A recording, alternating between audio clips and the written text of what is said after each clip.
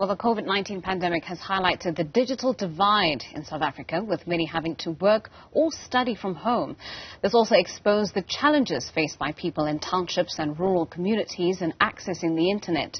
Cultivation Point, an all-black female tech company led by three sisters, has launched an initiative called Lokshin Wi-Fi, which seeks to bring affordable Wi-Fi to townships and semi-rural areas.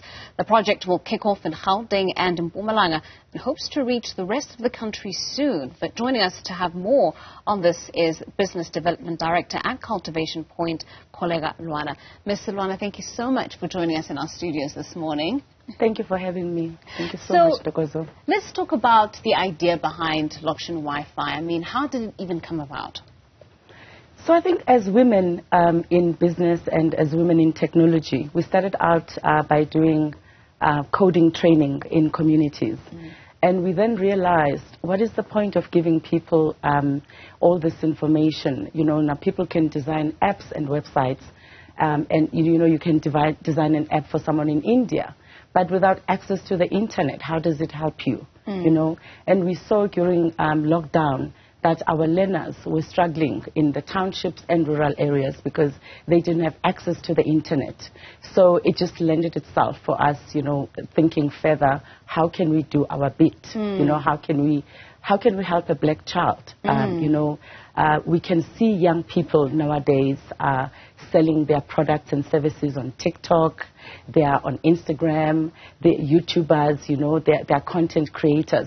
But without access to the internet, you know, they are not fully empowered. So that's how the whole idea came into concept. I think just to steal from your business description for Lokshin Wi-Fi, you say that, you know, access to the internet is no longer a luxury. It's now a necessity. And even the examples that you've given us of youngsters, influencers on these social media platforms, utilizing it for the monetary value. I mean, this is how people are making money and are, you know, attempting to put food on the table. So just talk to us about, you know, why you wanted to go this route, because I think what's key here is that it's accessible and that it's affordable. Yes. So thank you, Ntokozo, for that question. So when you go into our communities or townships, our people have the same needs as the next person in Sandton. They have restaurants. A Chisanyama is a Lokshin restaurant. And they also need to have access to the Wi-Fi. A lady next door that's running a spaza shop or that is running a salon needs to have access to the internet so she can reach more of a clientele. So for us, we just saw it as a necessity that in order for this business to run, in order for these communities to function better, work better, you know, they need to have access. So we had to go and talk to partners. So fortunately, we have a partner called Fiber Point, which is an IP company that is a provider in South Africa. So it's locally made. And it is also quite affordable for our people. And what we love about it is that it actually works on the solar panel. So where we have our network, you will never have load shedding. So we're saying to South Africa, we understand your pain.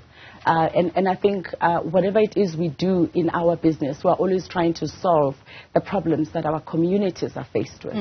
When we say affordable, how affordable is affordable? It is so affordable to a point that you can actually get 1 gig for half tiger, as they say, ekasi. Incredible. So you can, yes, for literally 5 rands. And we have a whole host of packages, you know. It depends on what suits you. So when you just get into our app, you can just select, do you want to buy for 1 day, do you want to buy for a week, for a month? There's a whole lot of services and products for everyone. That's affordable. Yes, clearly.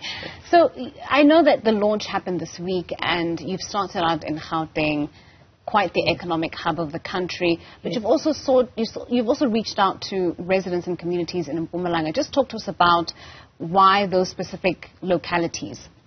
So I think perhaps I just need to say that we are funded by Centec as part of their enterprise development initiatives. And one of their issues, you know, or the problems that they're trying to solve is connectivity in the country. So when we were scoping with them, it made sense that from Gauteng, we're going to go into Mpumalanga, we're going to go into Limpopo, we would like to get into KZN, Eastern Cape, the Western Cape, everywhere. Our design is to cover the entire South Africa. We see ourselves creating a whole lot of Lokshin Wi-Fi hotspots.